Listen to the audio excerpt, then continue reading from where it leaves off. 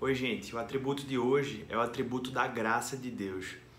Para mim, um dos atributos mais belos, mais profundos, mais reais, mais claros nas nossas vidas, porque a gente vive mergulhado nessa graça, na graça maravilhosa do Senhor. E eu quero convidar você a refletir nesse atributo hoje, a entender o que Deus revela sobre ele na sua palavra e como isso fala comigo e com você. Primeira coisa que eu acho que a gente pode começar lembrando é que existem duas grandes classificações da graça.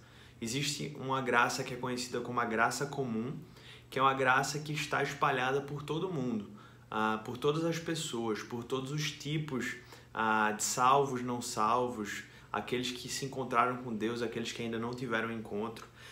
Exemplos dessa graça no Antigo Testamento, por exemplo, a gente vê lá em Gênesis no capítulo 39, quando a Bíblia revela que o Senhor abençoou a casa do egípcio por causa de José. A bênção do Senhor estava sobre tudo que Potifar possuía, tanto em casa como no campo.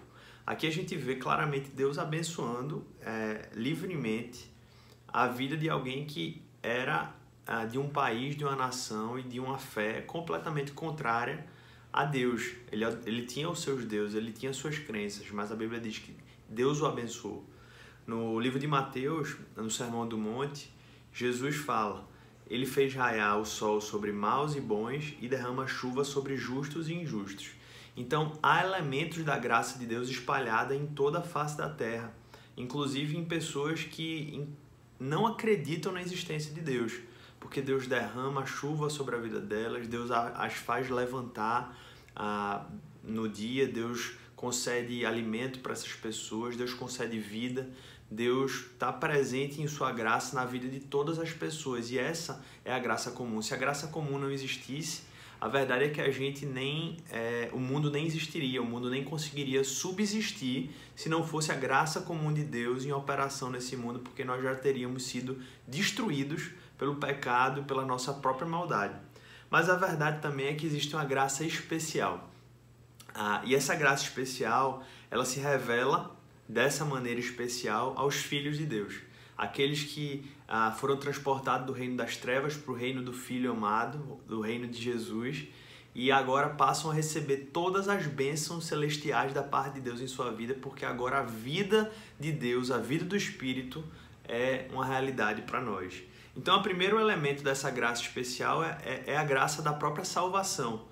A salvação não é meritória na fé cristã, a salvação é um ato gracioso de Deus, e graça é dar a alguém aquilo que a pessoa não merece, né? Dar a alguém um bem, um valor, um dom para alguém que não merece aquilo que está recebendo.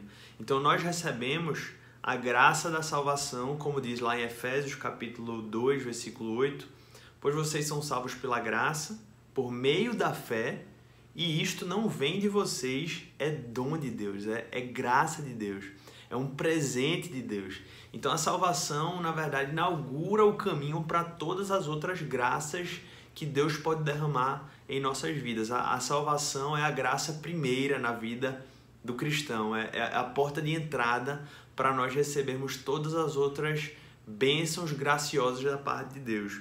Mas a verdade também é que a graça do Senhor Jesus, a graça de Deus, se revela em nossas vidas no nosso processo de santificação, no nosso processo de se parecer mais com Cristo. A graça não é somente um assunto que tem a ver com a nossa entrada no reino de Deus, e aí a graça de Deus parou. Não, pelo contrário, a gente está mergulhado nessa graça, como eu comecei falando nesse vídeo, e é por isso que 1 Pedro, o apóstolo fala, lá no versículo 5, capítulo 5, versículo 10, o Deus de toda graça, que os chamou para a sua glória eterna em Cristo, Jesus, depois de terem sofrido por um pouco, os restaurará, os confirmará, os fortalecerá e os porá sobre firmes alicerces. Então ele faz questão de destacar que é o Deus de toda graça que há de fortalecer, de restaurar, de confirmar e de pôr-nos sobre firmes alicerces. Ou seja, ele está falando da importância da graça na vida cristã.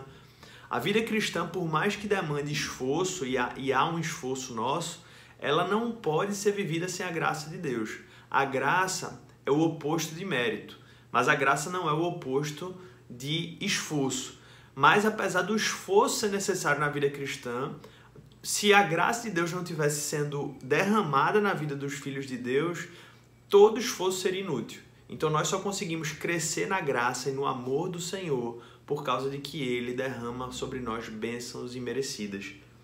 Uma outra coisa é que a graça é revelada por meio da consolação. É por isso que Hebreus fala, capítulo 4, versículo 16, assim, aproximemo-nos do trono da graça com toda a confiança, a fim de recebermos misericórdia e encontrarmos graça que nos ajude no momento da necessidade. Então a graça, ela também se revela para a vida do Filho de Deus, para a vida do discípulo, para mim, para a sua vida, nos momentos de necessidade.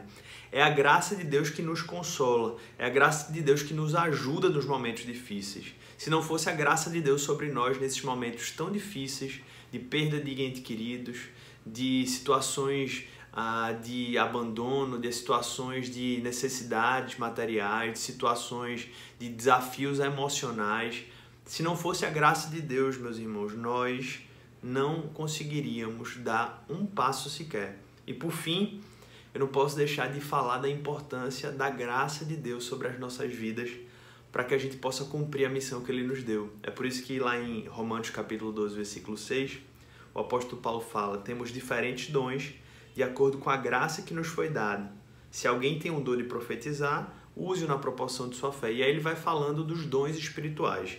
Mas o fato é que a graça de Deus é fundamental para que nós possamos cumprir a missão que Ele nos deu, possamos usar os dons que Deus nos capacitou para usarmos. Então a graça de Deus, ela é fundamental, a gente está mergulhado nela.